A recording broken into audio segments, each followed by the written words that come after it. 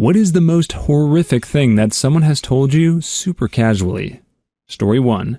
A guy I worked with said that in the late 80s, he lived with 5 other guys in an apartment in New York. Sometime after the HIV test is developed, all of the roommates agree to get tested. Apparently, the results were mailed to them. Basically, one guy got the mail and opened everyone's test. In doing so, he finds out one of the roommates has HIV. He shows the test results to every roommate except the guy who's HIV positive. Then they destroy the test results. They all pack their stuff and abandon the apartment and the HIV positive guy. None of them ever spoke to the HIV positive roommate again. They never told him his test results. The guy I worked with laughed so hard telling me this story. It's messed up. The guy I worked with had no remorse or a second of compassion, even 30 years later, and knowing the HIV-positive roommate probably passed away. Who knows how many people the unknowing HIV-positive guy may have unknowingly transmitted HIV to before he had serious symptoms. JP, if you're hearing this, screw you, heartless mustard. Story 2. When I was in college, there was this guy who would hang around me sometimes that seemed just a little bit off. But he was nice, and we both had similar interests, so we hung out. One day, after I hadn't seen him for weeks, he told me it's because the police were interviewing him. He tells me this story. Him and his 2 friends were in the woods, shooting a .22 pistol. Friend number 3 tries to fire, and it doesn't go off. Friend number 3 looks into the barrel to check the gun. The gun then goes off, firing the round in there, and then the next round, shooting him twice in the face. You read that correctly. 3 guys went into the woods with a .22 pistol, 2 walked out, and the 3rd was shot twice in the face and passed away. Anyone who knows anything about guns knows this is basically impossible. But since Guy and friend number 2 both had the same story, and the cops had no way to prove otherwise, no charges were filed. I stopped hanging out with that guy forever. Story 3. I usually work with kids in facilities. We had a boy come in, about 10 years old. They had him on a 72-hour hold because he threatened to end the life of a classmate at school. We got those often, and most times it was just a kid being a kid, and ends up being caught, and we're forced to treat it as real. No big deal. Well, it actually was a huge deal. He would keep fidgeting in his chair and on the ground. I'd always say, "Tom, try to keep still, okay?" Or, "Tom, if you're getting restless, you can walk around the table if that helps." At lunch, I was asking him how he was doing, and he said, "It's weird to sleep all by myself." Some families bed share with siblings, so this wasn't way out of line. I said, "Oh, do you sleep in bed with your sister?" And then he dropped this on me. "No, Daddy likes to sleep in my bed, but I don't like it because it always hurts my bottom." Now I'm like, oh shoot, in my head. They tell you not to express emotion if the kid isn't as cool as it could be. I said, why is that? And he told me all about how Daddy is playing a poking tickle game, but he can't show me what it is because he's not allowed to tell anyone. Guys, I wanted to cry. We ended up having to take him to the emergency room for an anal exam, which confirmed his dad had been anally assaulting him for so long that he couldn't remember a time it didn't happen. That's only one of many horrible stories I have from that job, and now I need a drink. Just remembering it makes me feel sick and shaky with anger. I hope his dad is slowly tortured for the rest of his life. Story 4. May not super fit 100%, but it was pretty horrifying for me. The first psychiatrist I went to after being horribly depressed for years after I left the Navy, after I finished unloading a huge part of why I was so miserable, the first thing she said was, "That's depressing," shrugged, and poured her 3rd Coke of the session, all in 20 minutes, into her big gulp cup. The next thing she says is, "Oh, by the way, you don't qualify for being seen here, but we can still finish the session if you want." When I visually got upset at this whole situation, she said I could come back a couple more times in the meantime, till I found a different place to go. As you can probably guess, I didn't finish the session, and I never went back. Just the callousness and disregard for other people's mental state while calling yourself a psychiatrist was and is disgusting. Side note, in the 20-minute session, she also offhandedly mentioned how she was scamming the government. She lived in the area by the office, but she was taking just one online class at some school in San Francisco because the cost of living is higher there, so the post-9/11 GI Bill will give me more money. That bill gives you money for rent and food. You get the same amount even if you only take one class. Story 5. I was joking with an acquaintance once, and he told me that he was going to move in a couple of months. We weren't really close enough for me to care, but I asked him why, out of pure curiosity. In the same breath, without hesitation, he told me that he had been in the foster system all his life, despite knowing his biological dad personally. His dad was some big businessman in New York City and didn't have the time to raise a son. He had been with 11 different families in 15 years, and in each one he prayed he'd get adopted. It never happened. The family that he was with at that moment told him that they were thinking about adopting him, but changed their minds last minute. Now he's in a constant state of expecting to move because he just assumes that no one will ever want to adopt him. If you're reading this, I hope you're doing good, Michael. Story 6. A couple of years ago, I was on one of those music festival cruises. I was sitting down waiting for my friends to finish their drinks and whatnot when this lady sat down next to me. Somehow we get to talking about dogs. I tell her about mine. She tells me that hers is a comfort dog. I didn't ask her to elaborate because it wasn't any of my business, but she tells me it's because she didn't leave her house for 5 years. Again, I didn't ask why. She went on to tell me a perfect stranger who'd been talking to her for all of 5 minutes that her ex-boyfriend was stalking her and broke into her house, so she had to shoot him and end his life. Story 7. I called my cousin, and at the beginning of the conversation, I asked what she was doing. She said, "Oh, just standing at the counter looking at my hand." I thought it was a little weird, but my cousin is a little weird, so I forgot about it. Anyway, half an hour later, she goes, "The blood has now stained my shirt. I think I should hang up and go to the ER." I was like, "What?" So she replied, "Oh, I stabbed myself with the meat cleaver 10 minutes before you called, and the knife is still in my hand. I'm fine, but my shirt is now ruined." Story 8.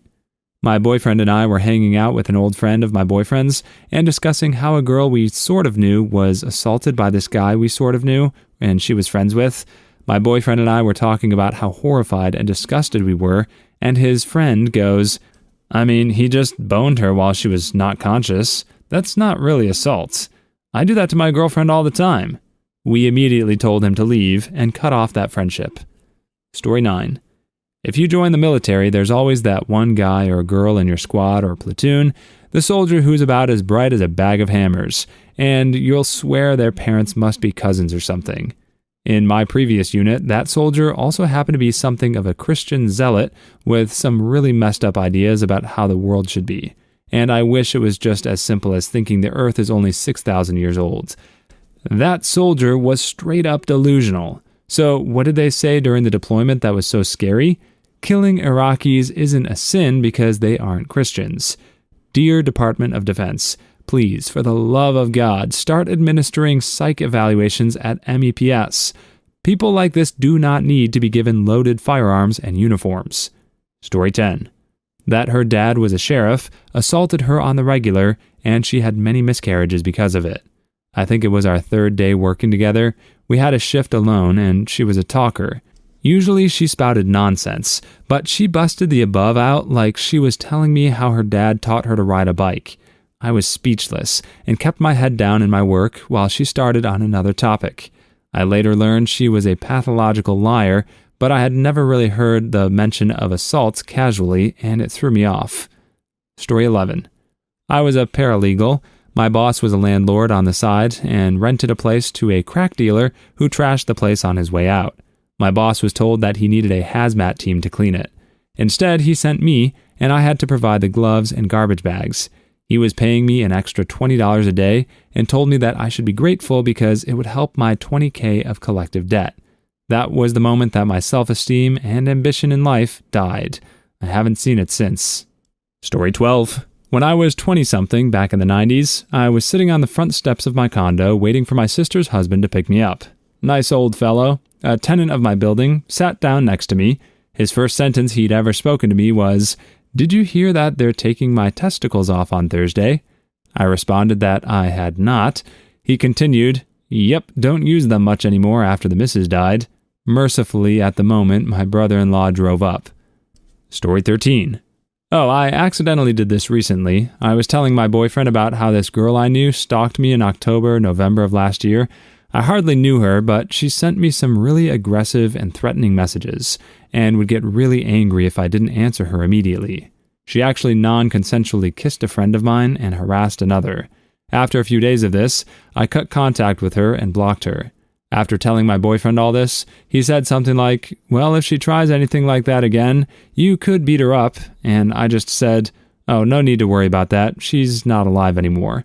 Obviously, complete shock on his face. I really should have led up to that better. Basically, I found out that she had passed away in February for completely unrelated reasons. It really shook me up for a few days, but like I said, I didn't really know her. Of course, saying it the way I did was pretty callous of me. Story 14. I was driving my brother's friend somewhere, and he decided to tell me that when he was in grade school, he came home one day to find that his dad had ended his own life by shooting himself in the head with a shotgun. Bro's friend didn't know what to do, so he just climbed onto his dad's lap and sat there looking at him until his grandma showed up 4 hours later. I'd only met him once before, and he told me the story unprompted. I didn't know how to respond other than to say how sorry I was. Story 15. Okay, so I'm a server at a senior independent living home. Don't know if this is relevant or not, but anyways, was serving a table one day with 2 gentlemen and a woman. I'd like to point out that the woman is one of the most rude and all-around horrible people, so she's the main character, I guess you can put it, in this scenario. Anyway, they're chilling when she decides to tell them about her son who had passed away when he was younger, a very long time ago, apparently. We all said we were sorry and stuff, but she just sort of chuckled and said, "Oh, don't worry about it. He had so many physical and mental disabilities. He looked like a monster. I'm glad he passed when he did. I was so embarrassed being out in public with him." She said it so casually, like she didn't give 2 cares. It was horrific and shocking to hear such a thing. The gentleman and I literally sat there for a good 30 seconds, just staring at her like, "Did you just seriously say that?" Story 16.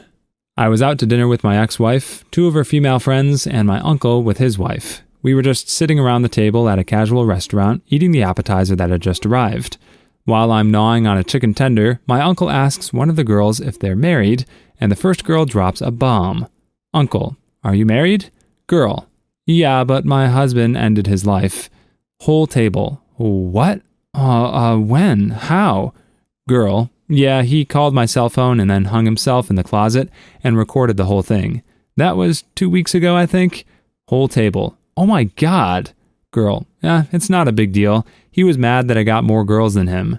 Mind you, this girl worked every day with my wife and no one knew. We were all in our 20s, in the military, and hung out. Her husband was in a different branch and was led to believe he was deployed. We knew that she was bi and they had an open relationship, but had no clue anything had happened. The girl was pretty messed up when dealing with emotion, even before this. Story 17. Offered to end someone's life for me and admitted to a previous red rum. I was ranting to my grandfather how much I hated the abusive scumbag guy my mom was dating, and my grandfather, completely seriously, offered to shoot him for me. He casually told me about how he'd shot and killed my grandmother's first husband in the 60s and gotten away with it, and how even if he did get caught at his age, he didn't give a care about prison. My grandmother's first husband's death was insanely suspicious, and I have no doubt in my mind he was telling the truth. It had been commonly held family legend for years that he was red-rummed. Needless to say, I did not take him up on his offer. Story 18. When I was 14, some people had recently moved in across the street from us, so my friend and I ended up going over because we were bored. These other kids were about 10.